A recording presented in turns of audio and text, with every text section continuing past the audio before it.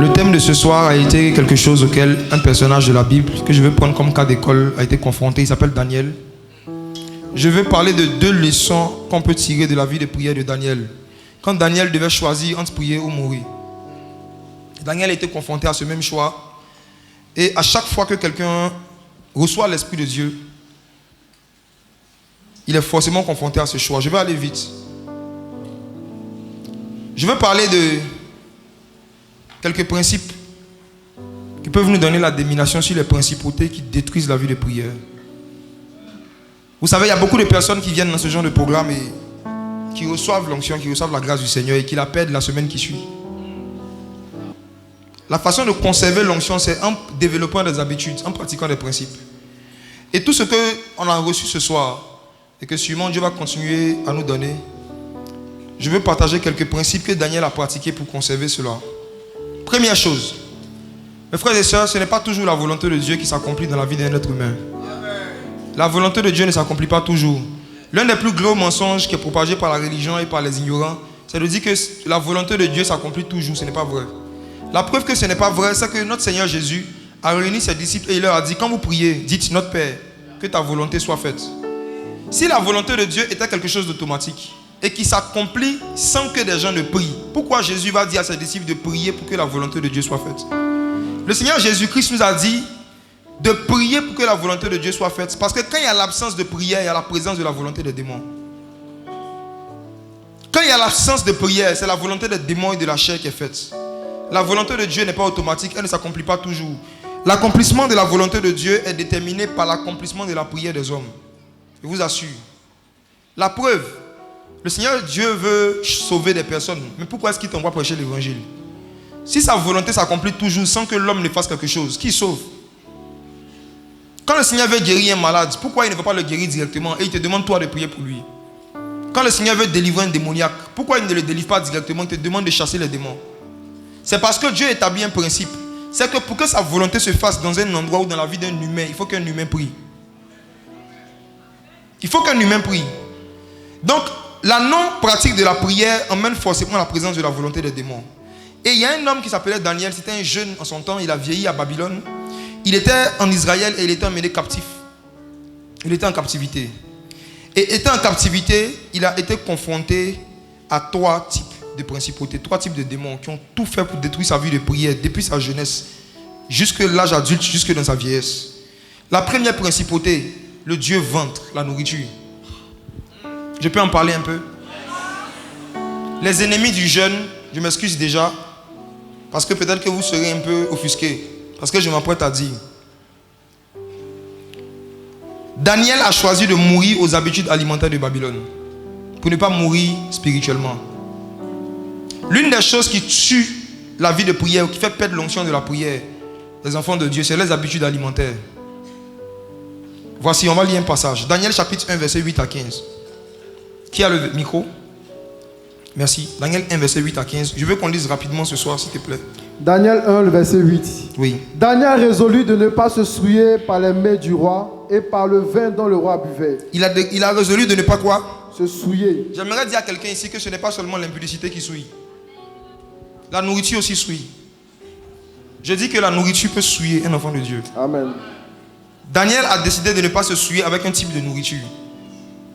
Et il y a beaucoup parmi vous, Dieu peut vous oindre aujourd'hui. Il peut vous donner une grâce. Mais quand vous allez sortir, vous allez partir manger une nourriture qui va vous souiller, vous allez perdre l'onction. Lisons la suite. Et il pria le chef des eunuques de ne pas l'obliger à se souiller. Verset 9. Dieu fit trouver à Daniel faveur et grâce devant le chef des eunuques. Verset 10. Le chef des eunuques dit à Daniel, je crains mon Seigneur le roi, qui a fixé ce que vous devez manger et boire. Car pourquoi verrait-il votre visage plus abattu que celui des jeunes gens de votre âge? Qui a fixé ce que les gens devaient manger? Le roi. Ce roi, est-ce que c'était un occultiste ou c'était un homme normal? Un occultiste. Donc regardez, Daniel habitait dans un endroit où c'est un occultiste qui a établi le régime alimentaire des gens. Et regardez la suite. Vous exposeriez votre tête auprès du roi. Verset 11.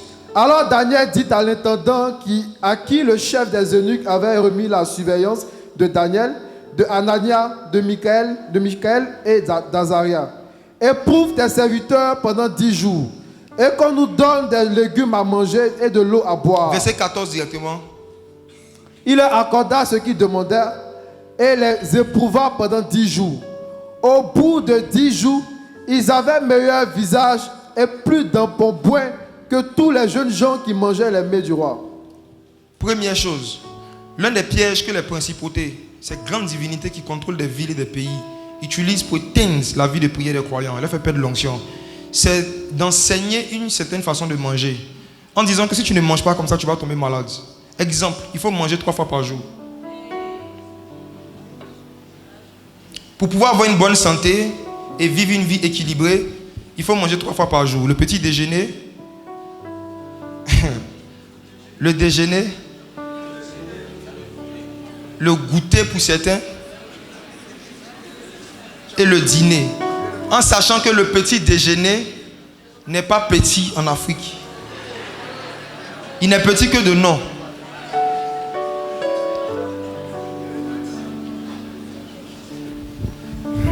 Il y a un grand démon qui est à la base de cet enseignement, de cette culture, de manger 3 fois, 4 fois par jour. C'est le roi de Babylone. Voici. Il est impossible de conserver la faculté de prier longtemps quand tu as l'habitude de manger régulièrement.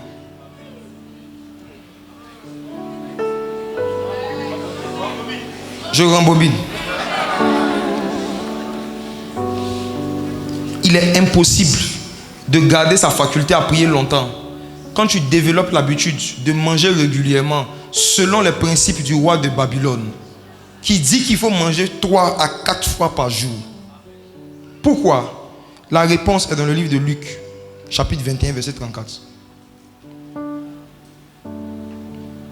Beaucoup parmi vous, si vous avez bien compris le message de ce soir, vous n'allez plus prendre de petits déjeuners, sauf quand vous avez très faim. Je vais vous expliquer la différence entre la vie alimentaire des hommes spirituels et la vie alimentaire des animaux. Beaucoup d'animaux arrivent facilement à avoir des visions. Il y a des chiens et des chats qui sont dans des maisons. Quand un malheur arrive, ils sentent, c'est vrai ou faux? Pourquoi? Parce que les chats mangent quand ils ont faim. Lisons. Luc 21, le verset 34. Oui. Prenez garde à vous-même de craindre que vos cœurs ne s'apaisantissent par les excès du manger et du boire et par les soucis de la vie, et que ce jour ne vienne sur vous à l'improviste. Le Seigneur Jésus a enseigné la source de l'apaisantissement d'un cœur ou d'un esprit. Il dit, prenez garde à vous-même que votre cœur ne devienne lourd, que vous ayez un alourdissement. Comment? Par les excès du manger et du boire. Donc l'une des techniques pour pousser quelqu'un dans l'assoupissement, de le rendre lourd, c'est de le pousser à manger à l'excès. Dans les excès du manger et du boire, il y a un esprit d'assoupissement. Dans les excès du manger et du boire, l'esprit s'apaisantit, il devient lourd. Luc 21, verset 34. Maintenant, posez-vous une question. Lorsqu'on mange, ça va dans l'estomac ou dans le cœur? Ça va où? Scientifiquement parlant, ça va où?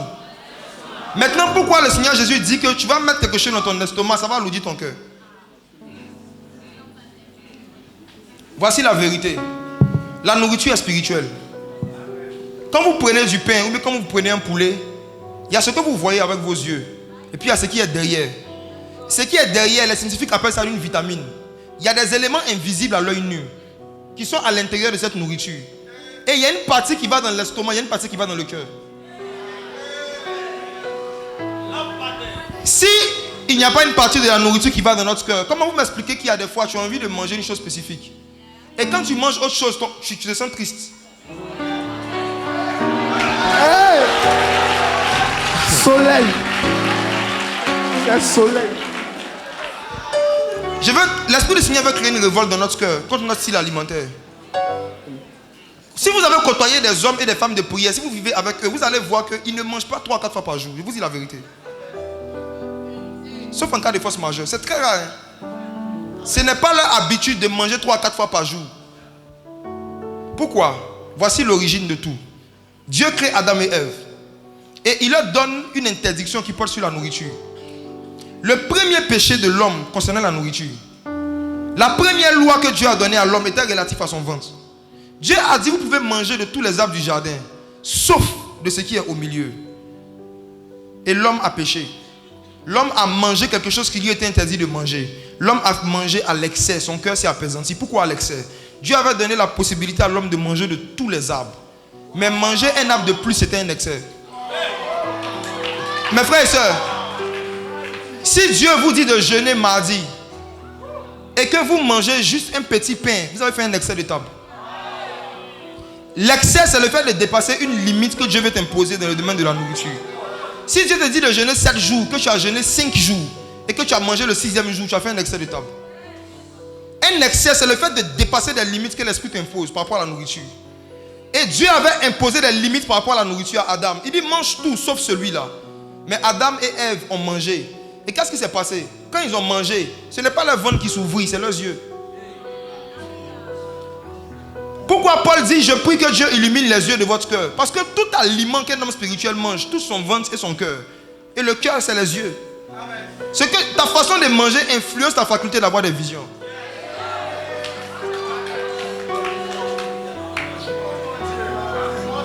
Ils ont mangé quelque chose que Dieu leur avait interdit de manger. Leurs yeux s'ouvrirent.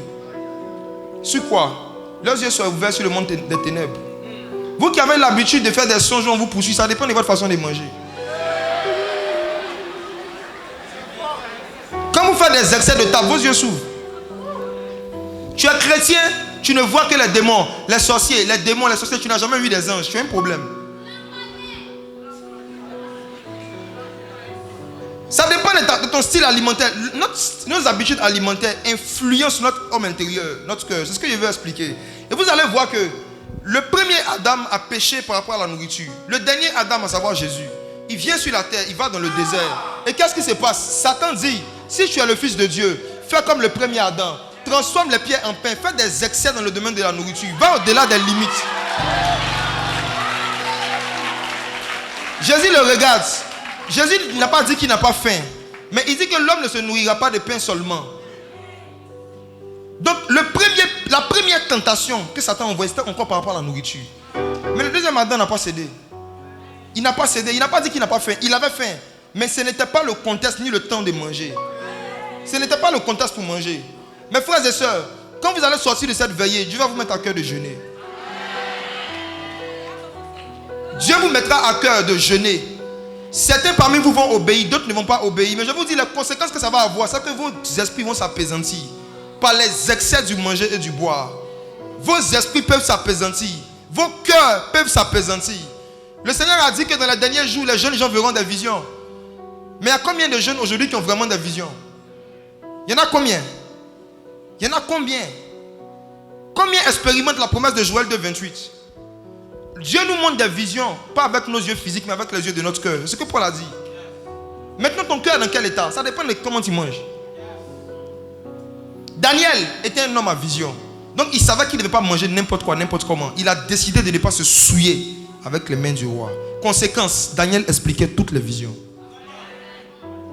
Mes frères et sœurs, parmi la nourriture, la façon dont on peut se souiller avec la nourriture, c'est soit ne pas obéir à un temps de jeûne que Dieu nous dit de prendre. C'est le fait aussi d'aller manger mouton de Tabaski.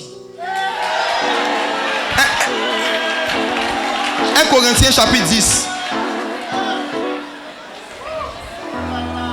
1 Corinthiens chapitre 10 verset 19. On dit quoi? 1 Corinthiens chapitre 10 verset 19. Que dis-je donc? Que la viande sacrifiée aux idoles est quelque chose? Ou qu'une idole est quelque chose? Nullement. Je dis que ce qu'on sacrifie, on le sacrifie à des démons et non à Dieu. Or, je ne veux pas que vous soyez en communion avec des démons. Frères et sœurs, l'apôtre Paul écrit aux chrétiens de Corinthe et puis il leur donne encore un principe. Il dit, vous savez, derrière chaque nourriture, il y a un esprit. La raison pour laquelle vous qui avez le Saint-Esprit et qui voulez garder un esprit de prière, vous devez éviter les viandes sacrifiées aux idoles. C'est parce que ce qu'on sacrifie, on les sacrifie à des démons. Or, Dieu ne veut pas que vous soyez en communion avec les démons. Ça veut dire quoi? La nourriture a la capacité de nous mettre en communion avec des esprits. Je dis communion. La nourriture a la capacité de créer une relation personnelle entre un démon. La nourriture. Vous qui étiez ancien sorcier, qui vous êtes converti à Jésus, quand vous voulez envoûter les gens, vous leur donnez quoi? Quand les sorciers veulent envoûter les gens, ils donnent quoi? La nourriture a la faculté de mettre quelqu'un en communion avec un démon. Et l'apôtre Paul a écrit à des gens qui avaient le Saint-Esprit. Et il leur dit, je ne suis pas en train de vous dire que les démons sont plus forts que nous. Ou qu'ils sont quelque chose. Mais il y a des principes qu'on veut garder une vie de prière. parmi ces principes, il faut faire comme Daniel. Il faut décider de ne jamais manger une nourriture sacrifiée aux idoles. Demande à ton voisin, Tabaski, Daniel, tu étais où?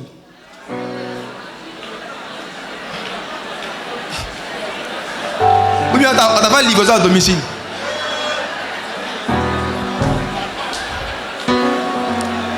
Satan est en train de fabriquer une génération de chrétiens sans principe, qui n'ont pas de principe, au nom de l'amour.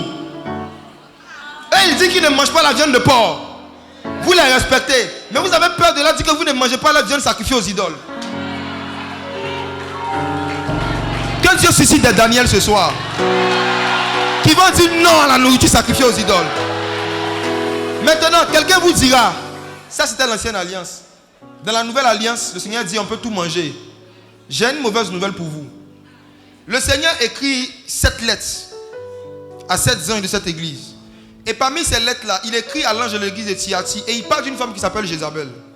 Il dit ce que j'ai contre la femme Jézabel, c'est qu'elle a séduit mes serviteurs. Comment? Elle a donné des enseignements qui leur disent qu'on peut manger des viandes sacrifiées aux idoles. Et c'est livré à l'impudicité. Dans l'Ancien Testament, Jézabel était une tueuse. Dans la Nouvelle Alliance, c'est une prédicatrice. Dans la Nouvelle Alliance, Jézabel, elle ne poursuit pas les prophètes, elle les appelle et puis elle les enseigne. Le Seigneur a dit, la femme qui s'appelle Jézabel a commencé à diffuser des enseignements dans l'église. Elle a commencé à dire qu'on peut manger les viandes sacrifiées aux idoles parce qu'on a l'onction. Vous savez, l'onction, ce n'est pas la permission que Dieu nous donne d'enfreindre ses principes. L'onction, ce n'est pas la permission que Dieu nous donne pour qu'on enfreigne des principes antiques, des vieux principes que même Daniel a respectés. Au contraire, l'onction que nous avons reçue nous enseigne toutes choses. Et l'onction nous enseigne que dans le domaine de la prière, il faut faire attention aux viandes sacrifiées aux idoles. Daniel a décidé de ne pas se souiller. Je prie pour quelqu'un ce soir qui était léger sur ces choses. À partir d'aujourd'hui, ne mange plus jamais une viande si tu sais qu'elle est sacrifiée à une divinité qui n'est pas Jésus. Ça va t'alourdir spirituellement. Et tu seras en communion avec les démons. Il y a des personnes qui ont des esprits de mari et de femmes de nuit qui ne finissent pas parce qu'ils ont l'habitude de manger aussi des viandes qui ne finissent pas. Oui. La viande peut te mettre en communion avec des démons. L'amour de la viande peut te faire perdre l'onction. Je vais vous raconter une histoire. C'est une parenthèse. L'homme qu'on appelle Saül, c'est à cause de l'amour de la viande qu'il a mal fini. La première fois qu'il allait vers le prophète Samuel, c'était à cause d'une affaire de viande. Il y avait les brebis de son père qui étaient perdues. Et lorsqu'il est arrivé, Dieu le connaît tellement. Dieu a dit à Samuel que quand il va venir, il faut lui donner la plus grosse part de viande. Et la Bible dit que Samuel a gardé la plus grosse part de viande à Saül. Quand Saül est venu au pouvoir, le premier péché qu'il a commis concernait encore la viande. Il était allé en guerre. On avait dit que normalement c'est les sacrificateurs qui devaient tuer la viande. Mais Saül aimait tellement la viande, comme Samuel n'était pas là, il a tué avant que Samuel n'arrive. Et quand Samuel est arrivé, il a dit mais pourquoi as-tu fait cela? Il dit on devait aller en guerre. La deuxième fois, il allait encore en guerre. Dieu a dit tue toutes les viandes. Saül a gardé 2 dans sa maison.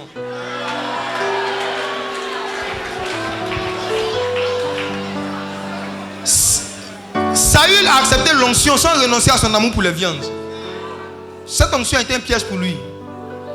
Vous savez, avant de nous oindre, Dieu ne nous demande pas de renoncer sur le champ à toutes nos mauvaises habitudes. Mais quand on reçoit l'onction nous enseigne toutes choses. L'onction va t'enseigner progressivement à renoncer à des choses pour que tu conserves l'onction. Je vous en supplie, écoutez l'onction. Écoutez la voix de l'onction. L'une des façons dont l'onction se manifeste, c'est que lorsque tu es en train de faire quelque chose qui attriste le Saint-Esprit, tu te sens triste. Tu n'as pas besoin de verser. Ta conscience est le plus grand verset que Dieu t'a donné. Quand tu es assis en boubou le jour de la Tabaski au milieu des musulmans, tu dis salam alaikum. Toi-même, comment je te sens dans ton cœur?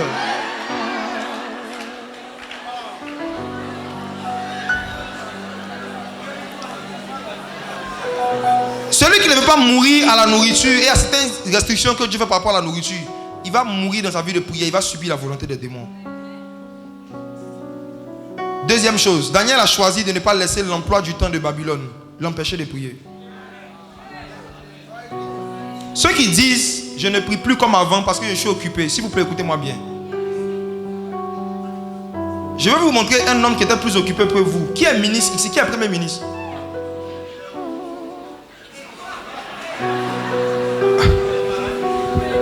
Daniel était premier ministre. Il trouvait du temps pour prier 3 fois par jour. Il gérait un pays. Toi, tu ne gères même pas encore un quartier. Tu n'es même pas chef du quartier.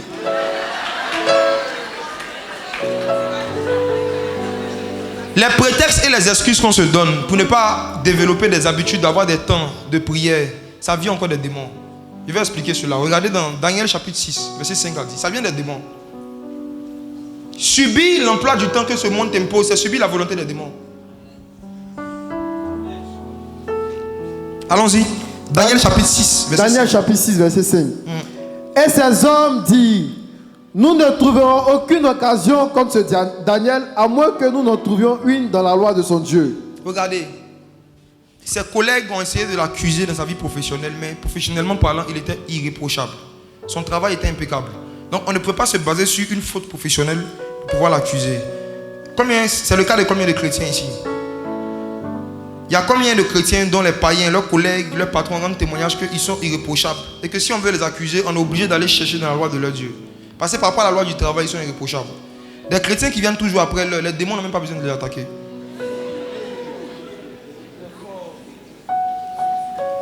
Le retard, c'est un démon. My God. Le retard, c'est un esprit.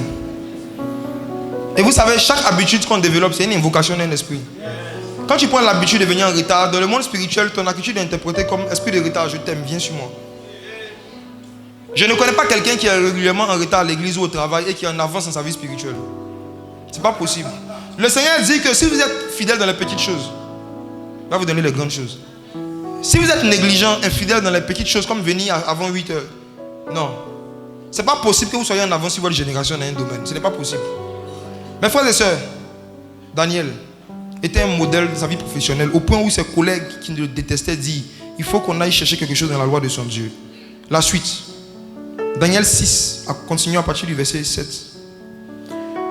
Tous les chefs du royaume, les intendants, les satrapes, les conseillers et les gouverneurs sont d'avis qu'il soit publié un édit royal avec une défense sévère, portant que quiconque dans l'espace de 30 jours adressera des prières à quelques dieux ou à quelques hommes, excepté à toi, ô roi, sera jeté dans la fosse au lion. Il y a une information importante ici que les occultistes nous donnent.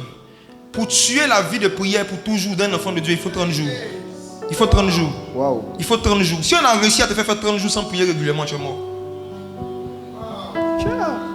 Ils ont dit, si on a pu voter un décret qui va convaincre Daniel de ne pas prier pendant 30 jours, il va perdre l'onction.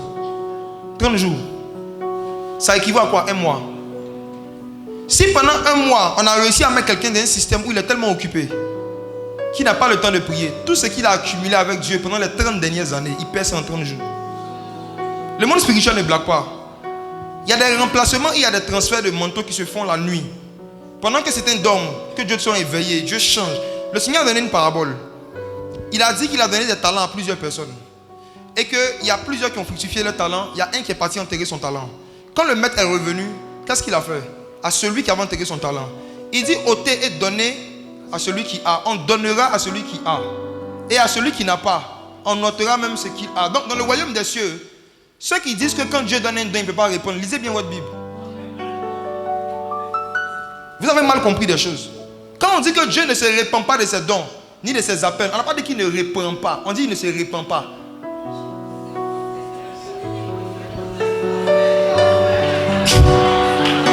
Il peut te donner un talent qui va répandre sans se repentir. Et puis il donne à quelqu'un d'autre. Pourquoi il ne s'est pas repenti? Parce que le but du don, c'était de faire quoi? C'était d'aider les gens. Dieu ne se répand pas. C'est-à-dire que cet objectif-là, il n'a pas perdu l'objectif. Il change juste le canal. Il a décidé d'envoyer un réveil dans un pays, il voulait passer par toi. Si tu ne te disposes pas, Dieu ne se répand pas de ce don et de cet appel. Il y aura un réveil, même pas par toi. C'est le canal qui va changer, mais Dieu va répandre, il va donner à quelqu'un d'autre pour qu'il porte encore plus de fruits. Donc il y a des transferts qui se font dans le royaume. Il y a des gens, vous êtes réveillés un matin avec un don spirituel pour lequel vous n'avez jamais prié, que vous n'avez jamais demandé. C'est fort possible que ce soit le don d'un vieux prédicateur que Dieu a arraché et puis il est venu te donner. On est dans un royaume où le Seigneur enlève des talents et puis il donne des talents. Dieu ne se répand pas de ses dons, attention. Il ne se répand pas, mais il reprend. Nuance. Dieu ne se répand pas de ses objectifs. S'il dit qu'il veut faire quelque chose dans un endroit, il va le faire, avec ou sans toi. C'est ce que l'oncle d'Esther lui avait dit. Il lui a dit que si tu ne te réveilles pas, la délivrance des Juifs va venir. Mais ce n'est pas pour toi. Toi-même, tu vas périr, mais les justes seront délivrés. C'est là Esther s'est réveillée. Dieu ne se répond pas de ses dons. Daniel chapitre 6, verset 8, lisons. Maintenant, ô roi, confirme la défense et écris le décret, afin qu'il soit irrévocable selon la loi des Mèdes et des Perses, qui est immuable. Là-dessus, le roi Darius écrivit le décret et la défense. Voici encore une autre vérité. Les occultistes ne font rien avant de l'avoir écrit. Quand des sorciers, des occultistes, des francs-maçons veulent faire quelque chose, il faut d'abord que ce soit écrit. C'est un principe spirituel. Tout ce qu'ils veulent faire, il faut d'abord qu'ils l'écrivent. Ils ont pris ce principe sur le Seigneur Jésus. Tout ce que Dieu fait, il a écrit d'abord. Dieu n'a rien fait qu'il n'a pas écrit. Voici pourquoi plus tu vas connaître les Écritures, plus tu vas connaître ce que Dieu fait vraiment et ce que Dieu ne fait pas. Les esprits ne font rien qu'ils n'ont pas écrit. C'est un principe. C'est pour ça qu'on dit être conduit par l'esprit. Ça ne veut pas dire faire des choses qu'on ne peut pas appuyer avec les Écritures. Parce que même les démoniaques là, avant de faire, ils écrivent. Si il y a des personnes, je vois des choses bizarres cette nuit. Il y a des jeunes, là, vous êtes dans des églises où on vous parle des prophétiques. Et au nom du prophétique, on peut aller prendre calebasse, huile rouge, cailloux. C'est-à-dire que tout ce qui te passe par la tête, tu peux faire, c'est un acte prophétique. On n'a pas besoin d'appuyer avec les Écritures. Faites attention. Faites attention. S'habituer à faire des choses que tu ne peux pas appuyer avec les Écritures, c'est s'habituer à la voix des démons. C'est s'habituer à la voix des démons. C'est leur façon d'agir. Vous allez voir que, je ne sais pas, s'il y a des personnes ici qui ont déjà eu régulièrement des expériences avec des anges de Dieu qui viennent vous donner des messages. L'une des façons de savoir si c'est des anges de Dieu véritablement, c'est de leur demander d'appuyer avec une écriture, au moins ce qu'ils disent. Dans le livre de Matthieu, on parle beaucoup des anges, mais on parle beaucoup des écritures. On dit l'ange a dit ça afin que ça accomplisse ce qu'a dit le prophète Ésaïe. Des esprits qui sont vraiment envoyés par Dieu auront une aisance à appuyer avec les écritures, certaines affirmations, certaines pratiques dans lesquelles ils sont. Parce que même les occultistes, avant d'agir, ils écrivent un décret. Tout est écrit. Et je vous dis la vérité, il y a des bibliothèques démoniaques. Chaque famille a sa bibliothèque. Le type de maladie qui doit arriver sur chaque génération est écrit dans un livre. Le type d'accident qui doit arriver à certaines années est écrit dans un livre. Je vais vous dire quelque chose d'étrange. Qui connaît les Simpsons? Les Simpsons, le dessin animé. Qui, comme moi, sait que les Simpsons, plusieurs fois, ont eu à prophétiser avec exactitude des événements qui devaient arriver dans la vie d'individus ou des nations? Qui a déjà vu ça? Selon vous, comment ils font? Je vous pose la question. Je vais vous expliquer un mystère. Avant de faire un dessin animé, on écrit un script. Et il y a certains metteurs en scène, certains écrivains de script. Quand ils n'ont pas de source d'inspiration, ils vont dans les loges. Et on leur donne accès à des livres. Le monde des ténèbres a sa bibliothèque bien organisée comme le royaume de Dieu. Et ils peuvent voir ce qui est écrit par rapport à quelque chose qu'on doit faire à un individu. Ils ont vu que Kobe Bryant devait mourir dans un hélicoptère. C'était écrit. Ils ont fait un dessin animé où Kobe Bryant est mort dans un hélicoptère. Des années après, Kobe Bryant est mort dans un hélicoptère. Ce n'était pas un accident, c'était un projet. Satan ne prophétise pas. Satan reproduit les prophéties. C'est-à-dire que quelque chose est déjà écrit. Mais comme ils ont accès à ce qui est écrit par rapport à la vie des hommes, ils peuvent d'avance dire ce qui est écrit. Et dans le livre de Psaume, David dit, chaque jour qui m'est destiné est écrit devant toi sur un livre. Donc chacun de nous, il y a un livre dans le monde des esprits où est écrit les projets des démons pour ta vie et aussi les projets de Dieu. Ce qui va s'accomplir dans ta vie est en fonction de ta vie de prière. Quand tu n'as pas une vie de prière, c'est la volonté des démons qui va s'accomplir dans ta vie. Quand tu as une vie de prière, c'est ce qui est écrit de toi dans le rouleau du livre, dans le livre de Dieu, qui va s'accomplir dans ta vie. C'est pour ça que Jésus dit, priez, dit Père, que ta volonté, pas celle des sorciers, pas celle des démons, soit faite dans ma vie comme au ciel. Et je vois des livres. Tout à l'heure, on va vivre un mouvement prophétique terrible. Oui. Je vois des livres qui sont sur la tête de beaucoup de personnes. Et ils ont écrit des informations exactes avec votre date de naissance, les accidents qui vous sont arrivés en telle année. Je vois quelqu'un ici qui a été raté par un accident de voiture en 2003. C'est qui? 2003. La personne peut juste lever la main. Je vois un livre où c'est écrit 2003-2004, elle doit mourir d'un accident. Et effectivement, dans cette période-là, juste après la première année après la guerre, le début de la guerre en Côte d'Ivoire, tu as failli faire un accident dans la période après 2002, 2003. Je vois un livre, c'est écrit comme ça. Et toi, tu es quelqu'un, en général, chaque 7 ans, chaque 8 ans, soit toi ou quelqu'un de ta famille meurt, ou bien est raté par un accident de voiture. Les accidents de voiture sont fréquents dans la famille. La personne dont je parle est née dans les années 1970. Je viens tout à l'heure. Je ne vais pas sortir du message. Regardez. Quand vous arrivez au verset 10, regardez l'écriture de Daniel. Oui. Lorsque Daniel sut que le décret était écrit, il se retira dans sa maison où les fenêtres de la chambre supérieure étaient ouvertes dans la direction de Jérusalem. Voilà. Et 3 fois le jour, il se mettait à genoux. Il priait et il louait son Dieu, comme il le faisait auparavant. Verset 10. Il faut reprendre la première phrase. Lorsque Daniel sut que le décret était écrit... C'est bon. Qu'est-ce qui a poussé Daniel à recommencer à prier comme il le faisait auparavant? Ça veut dire qu'il y a un temps, il avait arrêté. Regardez quelque chose. Daniel a vécu un réveil spirituel. Il a vécu un réveil quand il était conscient qu'il y a des décrets contre sa vie. Quand Daniel a su qu'il y avait un décret contre lui, il a décidé de faire ce qu'il faisait auparavant. Prier 3 fois par jour. Il était ministre. Il gérait des pays. Quand on dit le royaume de Babylone, c'est plusieurs pays. Il gérait. Mais il avait compris qu'il y a un complot qui avait été fait contre sa vie de prière. Ils avaient signé un décret pour qu'il ne prie plus pendant 30 jours. Quand Daniel sut que ce décret était écrit, il a commencé à prier. Beaucoup parmi vous, vous dites que vous n'avez pas le temps de prier. C'est pas ça, c'est parce que vous ne connaissez pas les décrets qui sont écrits contre vous. Dieu va vous aider aujourd'hui. Quand vous allez savoir ce qui est écrit contre vous, vous allez prier. Satan veut toujours vous donner l'illusion que vous n'avez pas d'ennemis. Un homme qui n'a pas d'ennemis, ce n'est pas un humain. Même Dieu a des ennemis. Et l'une des choses qui prouve que quelqu'un vit dans l'assouplissement spirituel, c'est qu'il lui demande qui sont des ennemis. Il personne, moi ici, c'est moi-même. Même Dieu, tout le monde ne l'aime pas. Toi, tout le monde t'aime. Est-ce que tu sais ce qui est écrit contre toi? Quand on va prier tout à l'heure, on va prier, on va avoir une expérience. Tu vas prier que Dieu ouvre tes yeux pour que, comme Daniel, tu saches ce qui est écrit. Le décret qui est écrit. Dans chaque saison de nos vies, chaque 2 mois, chaque 3 mois, des occultistes font des réunions, ils se réunissent et ils écrivent des choses contre nous. Et c'est seulement dans une vie de prière que Dieu peut nous révéler cela. Je vous assure, je prends Dieu à témoin et je prends tous les conducteurs du CFC à témoin. Je n'ai pas parlé avec le pasteur César de quoi que ce soit par rapport à un sujet qu'il a abordé au début, avant de prier. J'ai envoyé un message en privé à tous les frères, les conducteurs du collectif des frères en Christ. J'étais en retraite, j'étais allé encore prier pendant 24 heures. Mais vers la 12e heure, j'ai été interrompu par une vision. Je devais sortir de la retraite. Pourquoi? J'ai eu une vision où un général de ce pays, dont je vais taire le nom, était en train de faire un complot contre moi.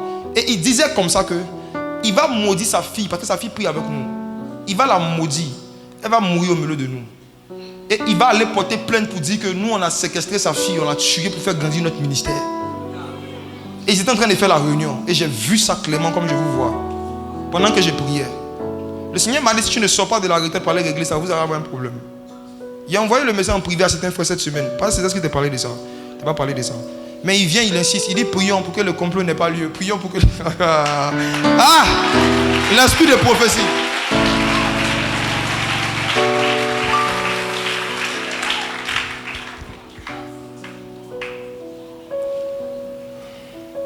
Vous savez, le jour où Satan va réussir à vous convaincre de ne pas prier longtemps, c'est qu'il vous a convaincu de ne pas recevoir des visions.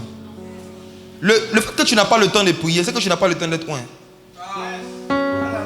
Celui qui n'a pas le temps de prier n'a pas le temps d'être loin. Ce n'est pas parce que vous n'avez pas le temps que vous n'arrivez pas à prier. C'est parce que vous ne connaissez pas la valeur de l'onction. C'est parce que vous ne savez pas les dangers desquels l'onction peut vous sauver. C'est parce que vous ne savez pas les problèmes que vous pouvez éviter, les expériences surnaturelles que vous pouvez avoir pour prendre de bonnes décisions, pour éviter des catastrophes. Si tu sais ce que la vie de prière te donne, comme Daniel, tu vas commencer à prier comme tu le faisais auparavant. Mes frères, nous sommes les aides d'intérêt. Dis, quelqu'un qui dit, je ne suis pas une aide d'intérêt, c'est qu'il ne se connaît pas. C'est pas ignorance en fait. Même Dieu, c'est une aide d'intérêt. La façon dont Dieu nous a créés, si on doit s'engager régulièrement à faire une chose, il faut qu'on soit clairement conscient de ce qu'on gagne. C'est comme ça qu'on est paramétré. Je disais à une soeur cette semaine, quand je travaillais encore en entreprise privée, chaque matin, je n'avais pas envie d'aller au travail. Il n'y avait pas de jours où j'avais envie. Se lever à 4 heures, je n'avais pas envie. Surtout quand tu dors tard vers 23h minuit. Mais je partais.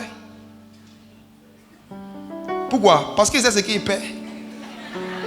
Si je ne vais pas avoir diminué mon salaire, si je m'absente sans donner un bon motif, je peux perdre mon boulot. Donc parce que je sais ce que je peux perdre et je sais ce que je gagne, je n'écoute pas ce que je sens.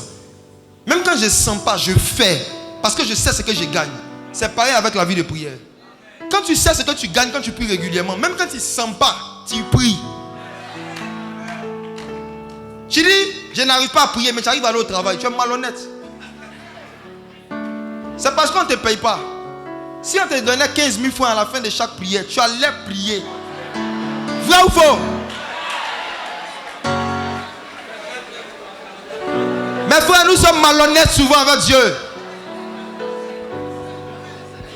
C'est pas parce que tu n'as pas le temps que tu n'arrives pas à prier. C'est parce que quand tu pries, on ne te paye pas. C'est tout. Du moins, c'est ce que tu penses. On ne te donne pas de l'argent physique. Mais je vous assure, chaque temps qu'on consacre à la prière, Dieu nous récompense. La Bible dit qu'il est le rémunérateur de ceux qui le cherchent. Ça veut dire qu'à la fin de chaque moment de prière, il y a une rémunération, mais on ne voit pas. Chaque fois qu'on prend le temps de prier, il y a une rémunération. Rémunération, c'est salaire, frère. La Bible dit que Dieu donne des salaires à ceux qui le cherchent. C'est parce que tu ne sens pas ton salaire. C'est parce que tu ne vois pas. C'est que le pasteur César répète. Parce que vous ne voyez pas ce qui est en train de se passer. Vous ne sentez pas. Un homme spirituel ne marche pas par la vue. Tu marches par la connaissance. Qui parmi nous ici, quand on lui fait un virement sur son compte, il sent? Qui sent? Il y a des fois, même je demande à tes collègues, est-ce que les salaires sont passés? Et puis on te dit, oui, c'est passé, mais tu n'as pas senti. C'est pareil. Il y a des fois, Dieu te oint, mais tu ne sens rien. Tu penses que tu n'as rien reçu. Il y a des fois, Dieu te oint, tu ne sens rien. Tu ne dois pas marcher en fonction de ce que tu sens. Tu dois marcher en fonction de ce que tu sais. Tu sais que Dieu rémunère, Dieu récompense ceux qui le cherchent. Donc tu dois t'organiser pour le chercher chaque jour. Chaque jour, c'est une récompense de plus. Et quand tu accumules les heures de prière, tu accumules l'onction. Tu peux ne pas le sentir, mais c'est réel. Tu peux ne pas le sentir, mais c'est réel. On a le même Saint-Esprit, mais on ne va jamais transporter tous le même niveau d'onction. Jamais. Jamais. Dis à ton voisin, jamais. Et dans ce domaine, ce n'est pas Dieu qui choisit le niveau qu'il donne à l'un et qu'il ne donne pas à l'autre. Par rapport à l'onction, le Seigneur a dit que celui qui a soif, qu'il vienne et qu'il boive. Ça veut dire que ce qui est à l'intérieur de toi dépend de ta soif. Ça ne dépend pas de Dieu. Si l'onction est là, c'est parce que vous n'avez pas le temps de venir dans sa présence. Parce que vous ne savez pas ce que vous gagnez. Je vous assure, même vous avoir les poches vides, le compte vide, il peut être rempli du Saint-Esprit. Les dangers desquels l'onction peut nous faire éviter, l'argent ne peut pas nous faire éviter ça. L'argent ne peut pas te faire savoir qu'il y a un collègue qui est en train de raconter des histoires sur toi qu'on va te renvoyer dans 2 semaines. L'argent ne peut pas te faire savoir ça. L'argent t'aide à fermer la bouche des hommes. Mais l'argent ne peut pas te faire ouvrir la bouche de Dieu. Tu ne peux pas payer Dieu avec tes offrandes pour qu'il te parle. Tu ne peux pas. Tu ne peux pas. La voix de Dieu n'a pas de prix, frères et sœurs. La voix de Dieu n'a pas de prix. La plus grande assurance qu'un humain peut avoir dans sa vie, c'est de marcher avec la faculté d'entendre la voix de Dieu et des anges. Ça, l'argent ne peut pas donner ça. Mais cette faculté se développe dans une vie de prière régulière et de jeûne. Et regardez, vous allez voir quelque chose. Quand Daniel a su ce qui était écrit contre lui, on dit qu'il a prié 3 fois par jour dans la direction de Jérusalem. C'est profond. Pourquoi ce détail? Vous savez, excusez-moi, nos cousins musulmans, mes meilleurs amis, ils prient beaucoup. Mais dans quelle direction?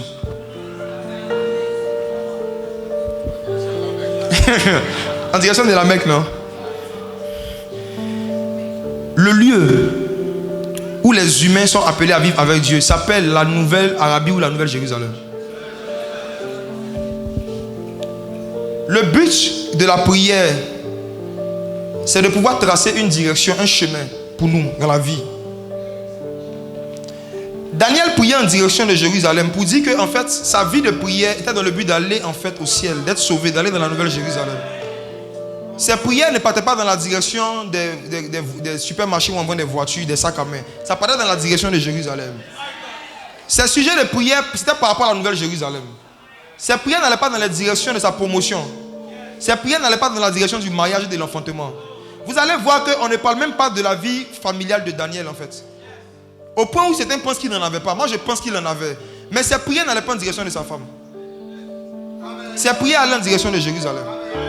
Il était tellement focalisé sur la nouvelle Jérusalem, tellement concentré sur le ciel, le ciel, le ciel, le ciel, que lorsqu'il a su le décret qui était écrit contre lui, le fait qu'il ne devait pas prier pendant 30 jours, il a su que le but de ce décret, c'était de l'empêcher d'aller en direction de Jérusalem. Parce qu'il n'y a aucune personne qui est morte spirituellement qui sera sauvée. Je ne crois pas en ces choses. La Bible dit que Jésus vient enlever une église irrépréhensible, sans tache, ni ride, ni rien de semblable. Dans la parabole des 10 vierges, quand l'époux est venu, les 5 qui dormaient, il est parti avec elles. Il les a d'abord réveillées. Parce que l'époux ne veut pas enlever quelqu'un qui dort. Il les a réveillés d'abord. Et quand il les a réveillés, il ne suffisait pas d'être réveillé, il fallait avoir assez d'huile. Mais comme les folles ont méprisé l'onction, elles n'avaient pas le temps d'aller chercher l'onction. Elles n'avaient pas le temps de prier. Elles étaient trop occupées. Il y avait les enfants, il y avait le travail, il y avait la maison. Il n'y avait pas le temps d'aller chercher l'huile le jour de l'enlèvement. Le manque de temps a créé le manque d'onction. Le manque d'onction leur a fait manquer la venue de l'époux. Daniel savait que s'il s'endormait pendant 30 jours sans prier, il allait s'éloigner de la Jérusalem. Il a décidé de prier comme il le faisait auparavant. L'enjeu de la vie de prière, ce n'est pas seulement de connaître Dieu et d'être exaucé. C'est le fait de rester vivant. Dieu n'est pas le Dieu des morts. Il est le Dieu des... Voici pourquoi même par rapport à l'enlèvement, les morts en Christ ressusciteront premièrement. Parce que le Seigneur Jésus-Christ ne compte pas prendre quelqu'un dans un état de mort. Il va d'abord avoir la résurrection avant l'enlèvement. Et mes frères et sœurs, il y a des décrets qui sont écrits contre nous. Pas contre moi seul, contre nous tous. Chacun dans son domaine. Il y a des décrets qui sont écrits. Dieu peut vous montrer ça cette nuit pendant qu'on prie, je vous assure. C'est réel, hein. Certains, Dieu vous a déjà montré dans des songes. Mais ça ne vous a rien dit. Tu fais plusieurs songes où tu es dans une voiture qui avance, mais tu ne vois pas le chauffeur. C'est qui? Lève la main s'il te plaît. Tu as fait des songes. Tu as fait ça 2 fois. Où est la main? Tiens-toi debout s'il te plaît. Tenez-vous debout, il vous dit un truc. On n'a pas encore commencé. Hein? C'est la prédication. Vous savez ce que ça veut dire? Ça veut dire que ce n'est plus le Saint-Esprit qui conduit votre vie. Simplement, la voiture avance, mais vous ne pouvez pas le chauffeur. Parce qu'en fait, il n'y a pas de chauffeur. Et une voiture qui avance sans qu'il y ait un chauffeur, à tout moment, ça peut faire quoi? Prenez tout ce que vous avez entendu ce soir très au sérieux. Dieu est en train de vous interpeller sur quelque chose. Asseyez-vous. Asseyez-vous. Daniel a ouvert ses fenêtres. L'ouverture des fenêtres, c'est le fait de commencer à aspirer au monde spirituel.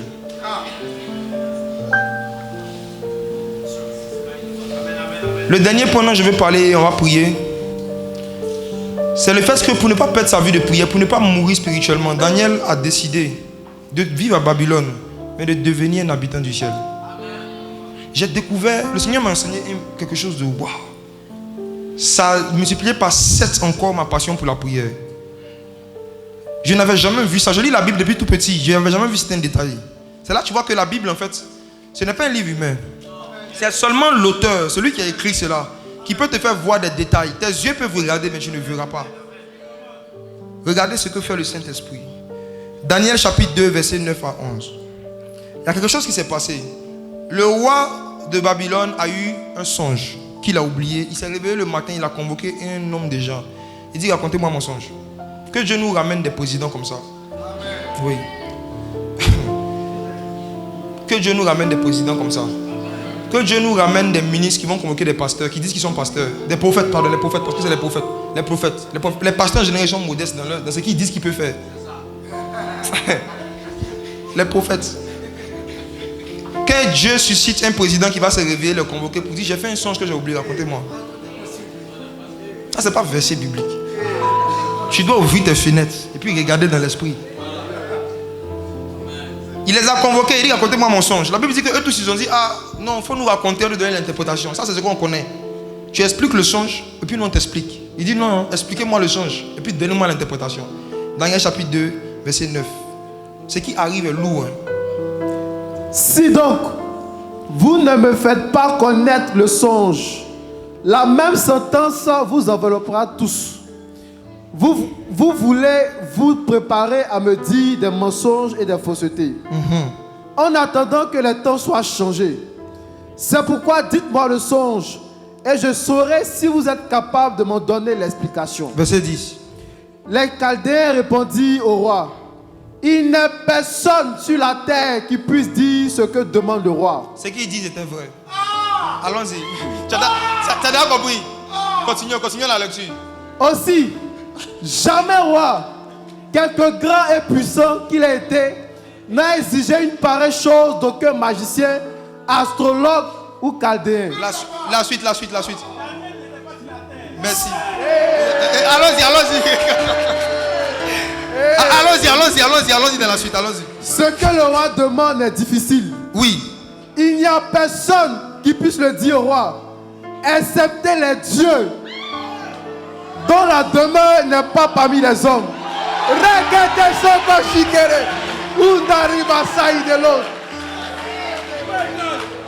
Écoutez, frères et sœurs, ce qui arrive est lourd. J'ai toujours pensé que ces hommes étaient en train de se tromper. Et qu'ils étaient en train de dire quelque chose pour se débarrasser du roi.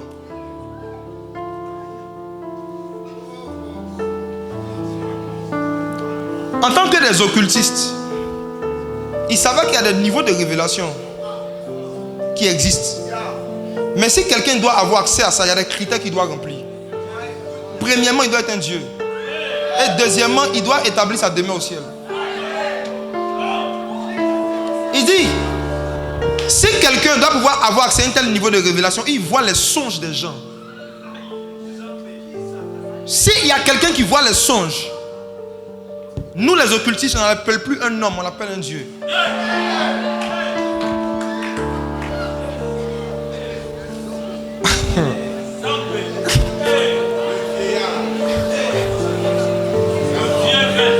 Maintenant, permettez-moi de vous parler de deux types d'humains que j'ai découverts dans ma Bible il y a quelques jours.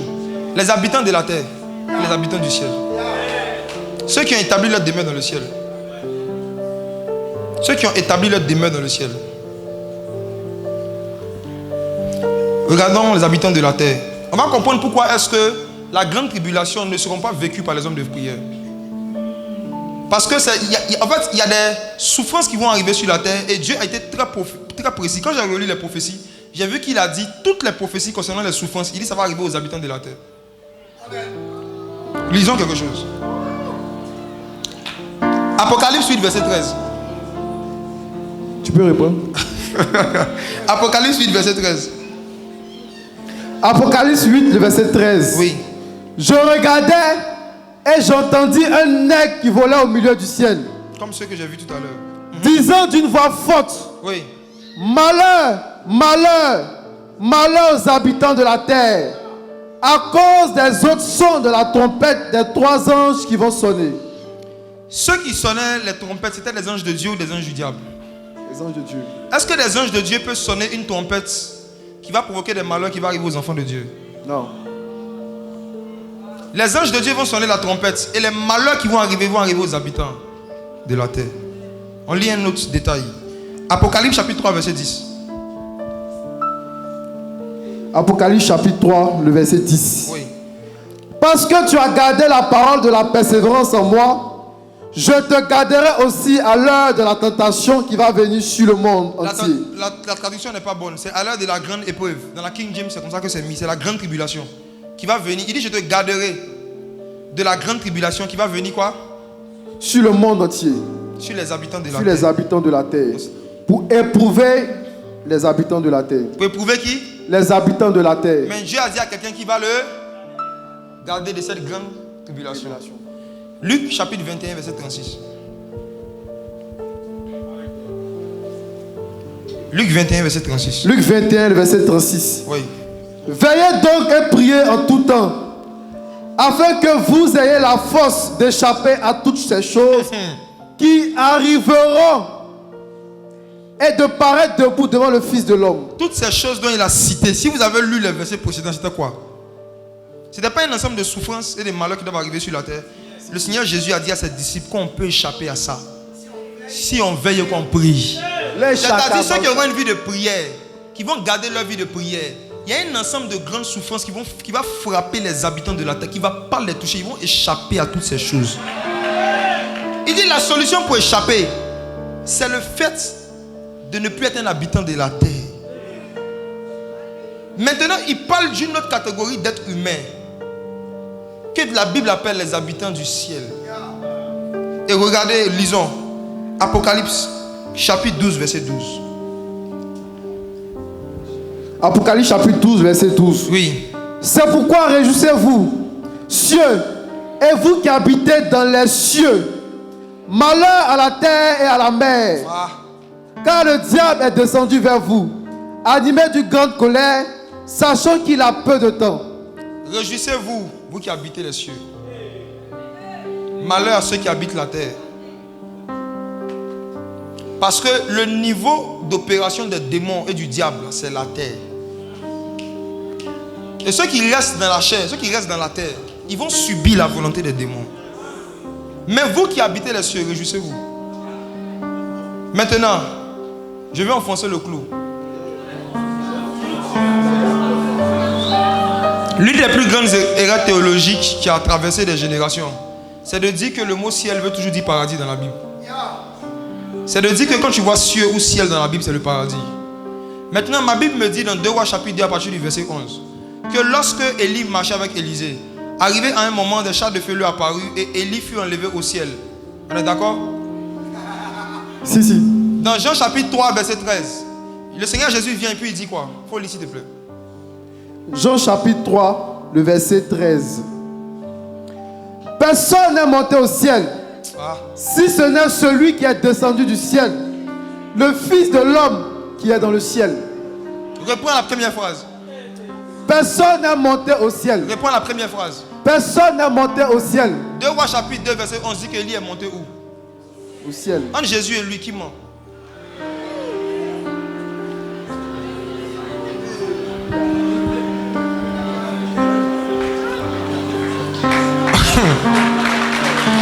Jésus a la vérité.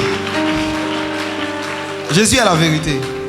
S'il dit personne n'est monté au ciel, c'est que personne n'est monté au ciel. Le ciel dont lui il parle, c'est quoi? C'est le paradis. Là où il y a la demeure de Dieu. Il dit que personne n'est monté là-bas. Donc quand tu vas lire 2 Rois chapitre 2 à partir du verset 11, et qu'on te dit que Élie fut enlevé au ciel, on parle d'un endroit qui n'est pas le paradis, mais qui est le ciel. Le ciel dans les Écritures ne désigne pas toujours le paradis, ça désigne une atmosphère. Une certaine intensité de la présence de Dieu. Où l'homme, quoiqu'il est toujours sur la terre, n'est plus visible par les esprits.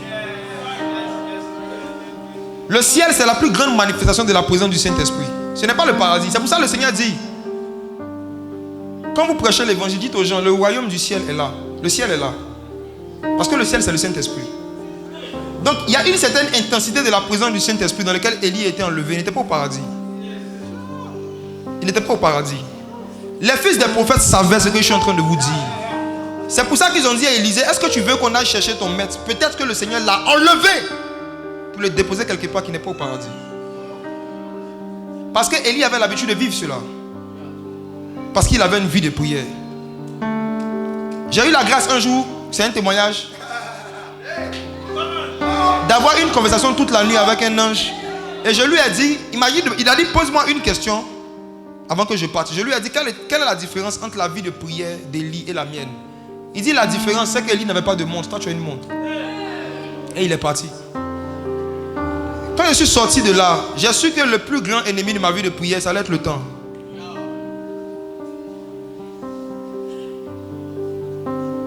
Les habitants du ciel, ce ne sont pas des personnes qui sont au paradis. C'est des personnes qui vivent dans une certaine intensité de la présence du Saint-Esprit. Ils habitent dans le mouvement de l'esprit. Ils vivent dans l'esprit. C'est parce que Élie était un habitant du ciel que dans 1 Roi chapitre 17, lorsqu'il a dit qu'il y a il n'y aura pas de plus dans ma parole. La Bible dit que le roi Akab a envoyé ses soldats le chercher dans toutes les nations de la terre. On ne l'a pas trouvé. Quand le serviteur d'Akab l'a rencontré, il dit, mais il n'y a pas une nation sur cette terre où mon maître n'est pas allé te chercher. Et quand il arrivait, il faisait promettre au roi de là-bas que tu n'es vraiment pas là. Donc ils sont allés en Sarepta. Tu as été cherché en Sarepta, on ne t'a pas trouvé. Pourtant il était là. Pourtant il était là. Et le Seigneur Jésus dans son ministère a dit qu'il allait introduire une nouvelle génération d'humains qu'on appelle les habitants du ciel. Il était lui-même le premier né dans plusieurs frères. Il était lui-même le premier exemple, le premier modèle de cette génération d'hommes et de femmes qui habitent à Babylone, mais qui vivent dans le ciel. Et regardez, Jean chapitre 3, verset 13. Jean chapitre 3, le verset 13. Personne n'est monté au ciel, si ce n'est celui qui est descendu du ciel, le Fils de l'homme qui est dans le ciel. Le Fils de l'homme qui est dans le ciel. Le Fils de l'homme qui est dans le ciel. Qui a une version où c'est mis le Fils de l'homme qui était dans le ciel. Personne? Voici ce que Jésus a dit. Je suis en train de, le Fils de l'homme est en train de parler à vous. Mais il est dans le ciel. Personne n'est monté au ciel, si ce n'est le Fils de l'homme qui est descendu et qui est dans le ciel. Regardez le détail. Il dit, vous me voyez, mais je ne suis pas là.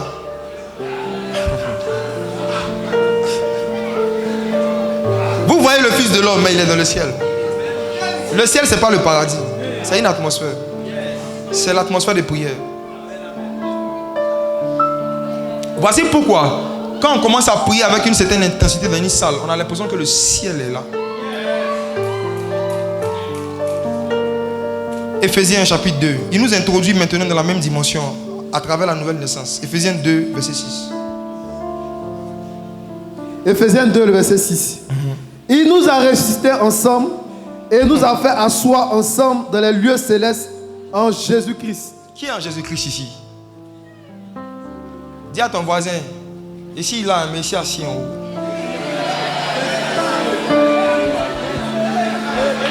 Je suis assis dans les lieux célestes. J'ai l'air d'être sur une chaise, mais je suis dans le lieu, assis dans le lieu céleste. Donc le Seigneur parle d'une génération de fils de l'homme qui sont sur la terre, mais qui sont dans le ciel. Et le ciel dont il parle, je répète, ce n'est pas le paradis. C'est une certaine intensité de la présence du Saint-Esprit. Maintenant, revenons sur ce que les magiciens ont dit. Ils ont dit que pour que quelqu'un ait accès à ce niveau de révélation, il faut qu'il n'ait pas sa demeure parmi les fils des hommes. Il faut que ce soit un habitant du ciel. Daniel a rempli le critère déjà. Daniel priait 3 fois par jour. Il était dans le ciel. Il était dans l'atmosphère de prière. Il a rempli. Deuxième critère, il dit il faut qu'il soit un Dieu. Somme 82, verset 6 à 7.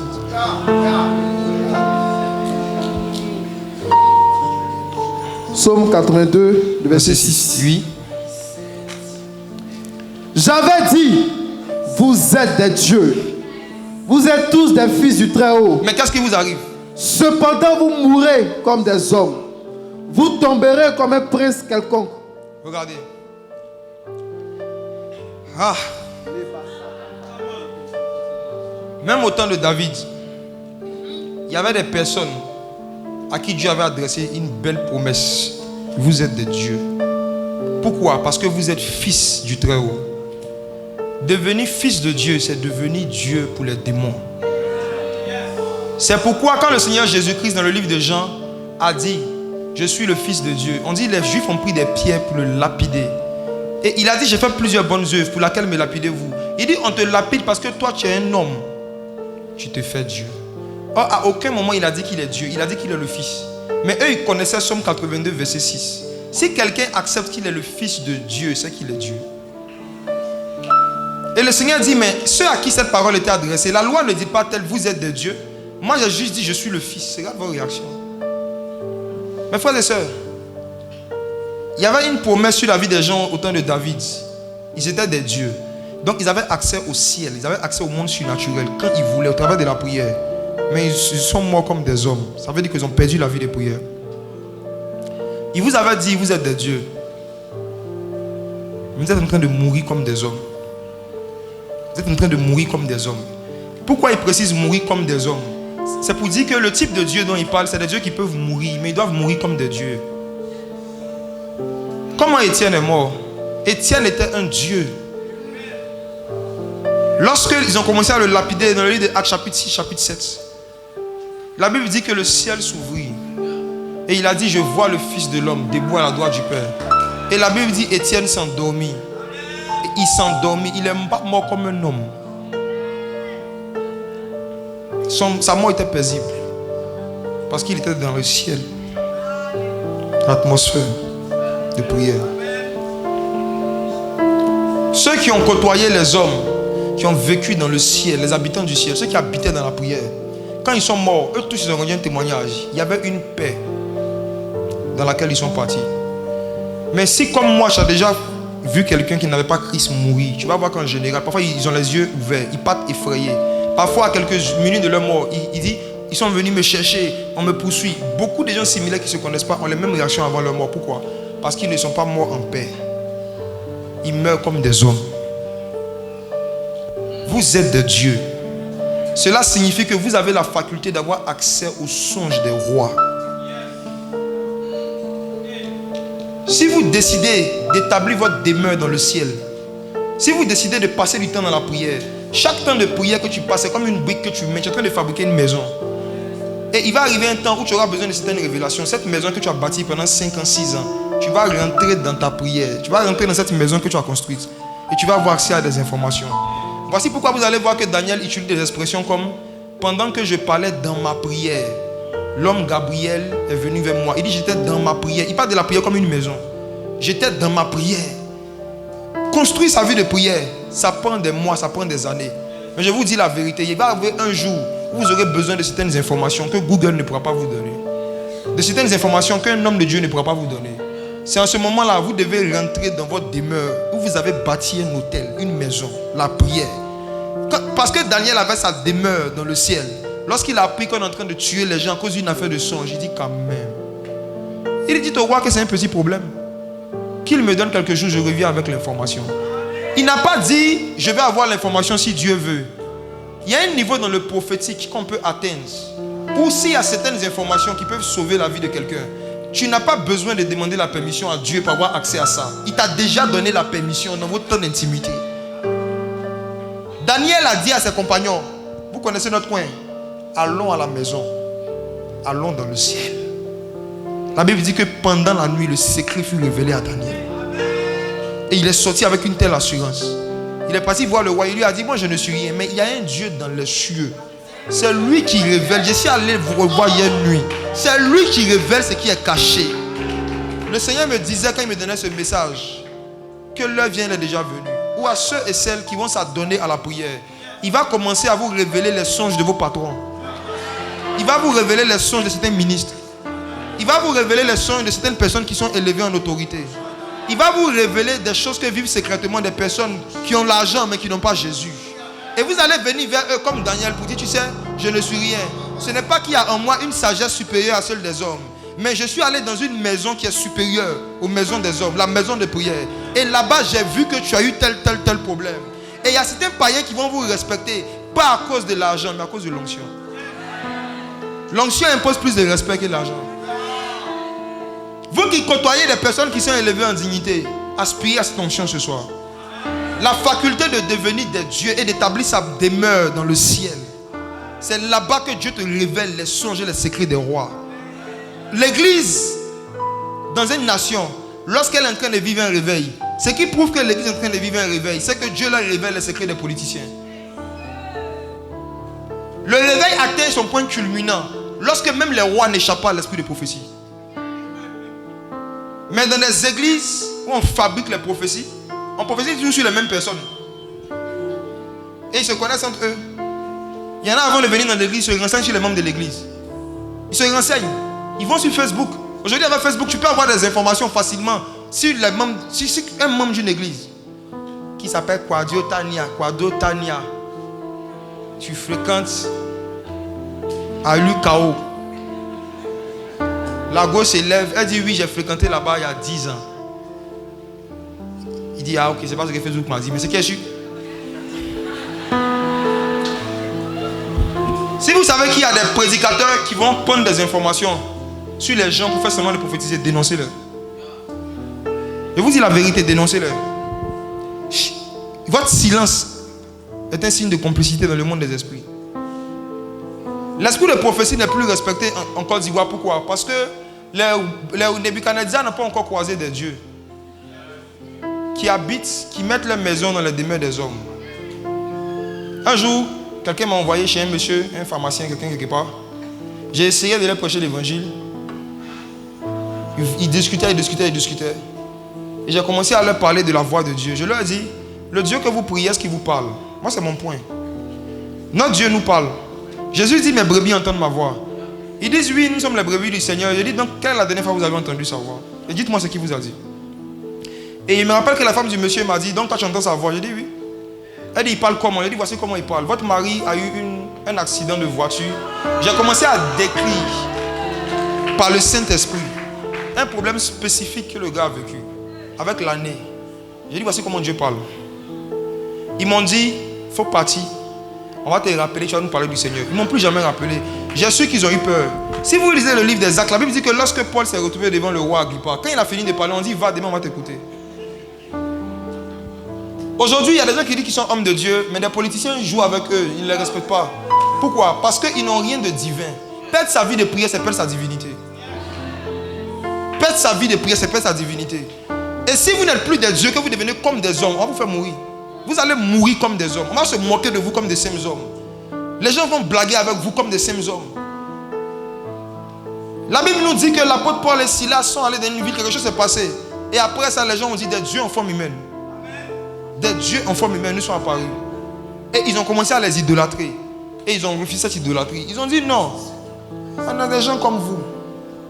Mais vous savez, comme je dis souvent, derrière chaque mensonge, il y a toujours une petite vérité.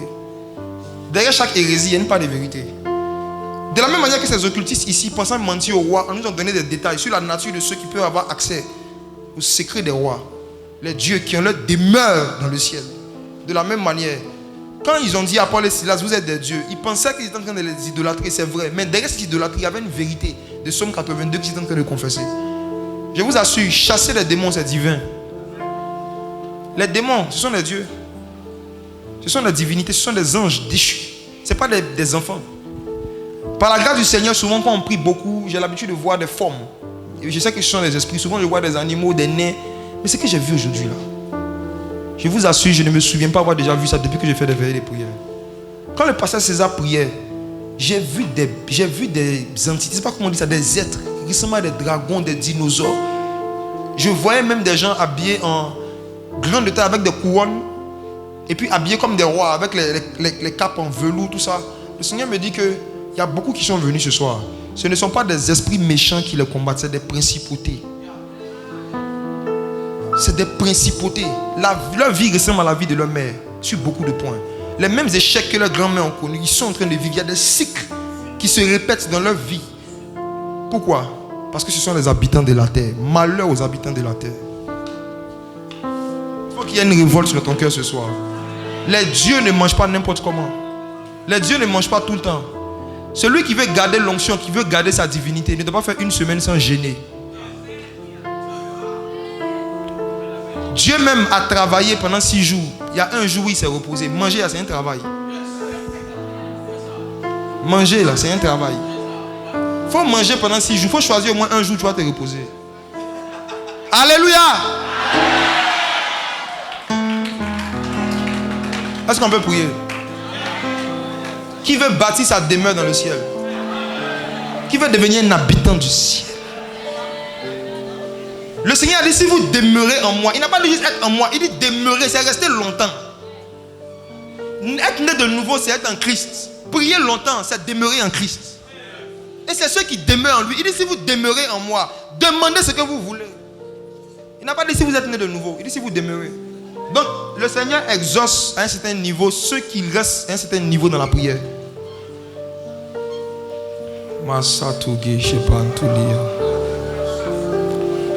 Ce soir, prends une décision de pratiquer un principe. Je ne vais plus faire 7 jours sans jeûner. Prends une décision de pratiquer un principe. Je ne vais plus manger les viandes sacrifiées aux idoles. Prends des résolutions. À tes résolutions vont dépendre ton succès dans ta vie de prière. Prends une résolution. Dis Seigneur, à partir de ce soir, je ne vais plus vivre comme un habitant de la terre. Je ne vais plus dire que je n'ai pas le temps de prier, je suis trop occupé. Non. Tu vas dire Seigneur, je vais avoir des principes par rapport à ma vie de prière. Prends des résolutions. Tu vas dire Seigneur, je vais expérimenter la même expérience qu'Élie. Je vais être enlevé au ciel sans aller au paradis. Je vous assure, ce que chacun va vivre ce soir dépend de son attitude envers le Saint-Esprit, de sa soif. Les fleuves d'eau vive sont là. Que celui qui a soif, qui vienne, qui prenne. Ce soir, Dieu ne va rien donner. Il s'attend à ce que tu prennes. Il a déjà donné, il veut maintenant que tu prennes. Est-ce que tu as soif? Exprime ta soif. Qui veux-tu devenir? Un simple mortel ou tu veux devenir un Dieu pour les démons, pour les sorciers? Le Seigneur a dit qu'il est le Dieu des dieux. Les dieux dont il parlait, ce n'était pas les démons. Il n'est pas le Dieu des démons. Les dieux des démons, c'est Satan. Il parlait de ces fils qui ont atteint la statue parfaite de Christ. Il parlait de ces fils qui demeurent dans la prière comme Christ, le Dieu des dieux. Est-ce que tu peux l'invoquer ce soir? Massou bricouche demando librando les oubras. Dis Seigneur, je veux vivre un shift encore. Dieu de Daniel, je t'invoque ce soir. Ah, toi le Dieu qui révèle les secrets des rois. Toi le Dieu qui connaît ce qui est profond et caché. Je veux te vivre. Il y a une expérience avec l'esprit de prophétie qui attend plusieurs parmi vous. Ceux qui vont prier avec humilité, avec soif. Dieu t'a envoyé ici pour que tu renverses des principautés. En pratiquant certains principes, exprime ta soif. Lise gebando lisda, alise gemais kovale, bes gebrando lis de mas, se brasco bes te balia, skista, leva, skode, shada, lesgi, maisda, helibanto diande les opasia. Dieu de Daniel, manifeste-toi ce soir. Dieu de Daniel, nous avons besoin de toi dans cette salle. Nous avons besoin de toi dans nos vies. Dis Seigneur, fais-moi connaître les décrets qui sont écrits contre moi. Afin que je fasse ce que je faisais auparavant. Rends-moi conscient qu'il y a des décrets et des entités qui sont en train de parler contre moi. Afin que je fasse, Saint-Esprit. Ouvre mes yeux, que je vois le décret et que je puisse l'annuler dans la prière. Brazo te brandelizo. Ouz gimaso brecouche de pali de crebando leisda. Dis Seigneur que la nourriture ne me domine plus. Que la nourriture n'est plus d'emprise sur moi. Je veux sortir des excès. Je mangerai quand tu voudras que je mange. Je jeûnerai quand tu voudras que je jeûne. Les animaux ne mangent pas 3 fois par jour. Les animaux mangent quand ils ont faim. Les animaux ne vont pas chercher la nourriture 3 fois par jour. Ils mangent de manière nécessaire. Ils mangent quand c'est utile. Seigneur, apprends-moi à manger quand c'est utile. Apprends-moi à manger quand c'est nécessaire. Je ne vais plus me soumettre au style de vie de Babylone. Non. L'homme ne vivra pas de nourriture physique seulement. L'homme ne vivra pas de pain seulement. Mais il peut aussi vivre de toute parole qui sort de la bouche de Dieu. Libra sopande lise balia.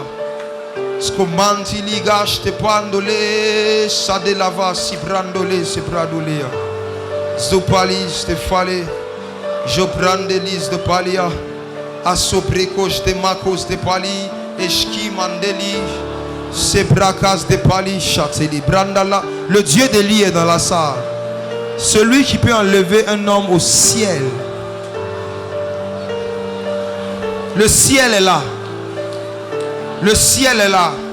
Il peut t'enlever de la lourdeur dans laquelle tu es pour te donner le zèle. Quand le ciel est là, il y a l'enlèvement. Les bras s'atobalia. Dis Seigneur, enlève-moi de cette situation. Je ne sais pas dans quelle situation tu es qui t'attriste. Dis Seigneur, enlève-moi. Là où il y a l'esprit de prière, il y a l'esprit d'enlèvement. Là où il y a la prière, il y a l'enlèvement. Là où il y a la prière, Dieu peut enlever n'importe quoi. Dieu peut enlever n'importe qui de n'importe quoi. Prie, prie. Deviens un homme de principe. Deviens une femme de principe. Applique les principes de Daniel afin d'avoir une autorité sur les principautés.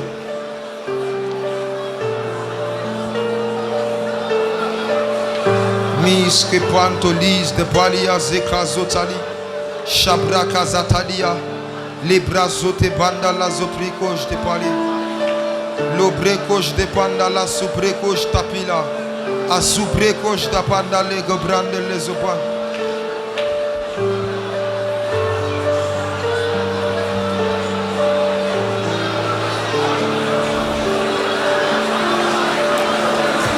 Il y a ici une atmosphère créée par l'esprit de prière.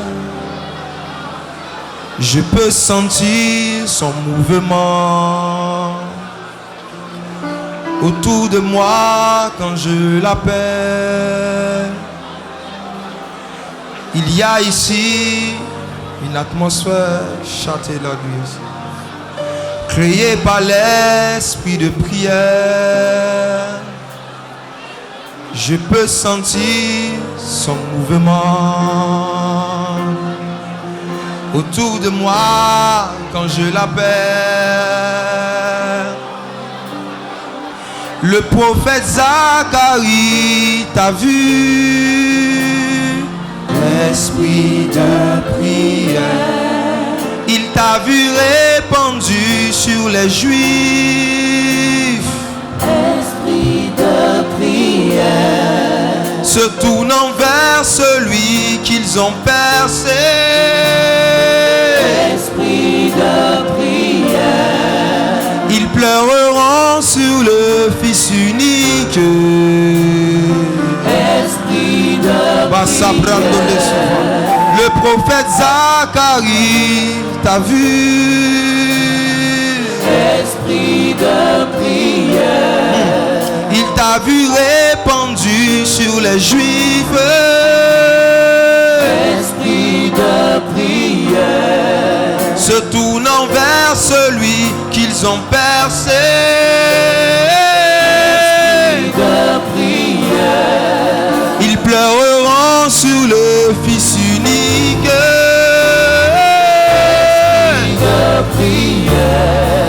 Le prophète Zacharie t'a vu. Esprit de prière. Il t'a vu répandu sur les Juifs.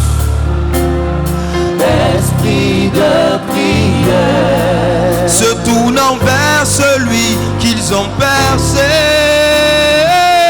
Esprit de prière. Ils pleureront sur le Fils unique. Esprit de prière. Nous aussi nous voulons ton feu. Esprit de prière. Nous voulons voir Jésus-Christ crucifié. Esprit de prière. Seigneur, tu es l'esprit de prière. Esprit de prière. Nous voulons l'esprit de prière. Esprit de prière. Mon Dieu, tu es l'esprit de prière. Randolizo braki, je bande les soupalés. Seigneur, tu es l'esprit de prière. Chatali. Seigneur, tu es l'esprit de prière. Esprit de prière. Nous voulons l'esprit de prière. Esprit de prière. Soprando les sopa, sacando les dopa. Shitakes de brando digabra, escupa chata da la basata kuzea, le brando lis de palea, isconti lis que palia, iscunta lis de brando lis que panto lis que pale, escariando los tipale, skintu lis de maila, scanto li avasconde le dia va soprin de vale. Seigneur, viens nous libérer. Viens briser des chaînes. Que le ciel descende encore dans ce lieu. Et que le ciel nous enlève de la terre. Et nous place dans les lieux célestes avec Christ. Qu'on reste assis dans cette position. Dans les lieux célestes avec Christ. Qu'on reste assis dans cette position. Dans les lieux célestes avec Christ. Les oubrecos de Pandé. Et dans ces lieux célestes, personne ne parle le français. Et dans les lieux célestes, personne ne parle l'anglais. Dans les lieux célestes, c'est le monde des esprits. On parle la langue des esprits. Emmène-nous dans les lieux célestes. Mais que bandolide, skipariando lista, scandalazo bricus de pandalas atokeniavi. Les que bando scandeles qui pandala rianda las pande, chabrando les zubra. Hey, chekandela. Au fur et à mesure que je prie, je suis en train de construire ta demeure dans le ciel. Au fur et à mesure que tu pries, il y a des briques qui se placent. Il y a des pièces qui se construisent. Où sont ceux qui ont la demeure dans le ciel? Seigneur, où est la génération de ceux qui ont la demeure dans le ciel?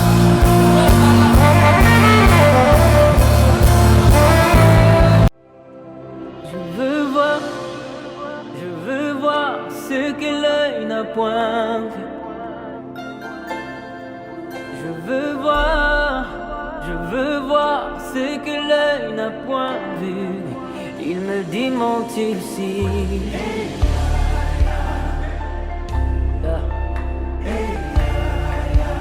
j'entendis une voix qui me dit monte-t-il.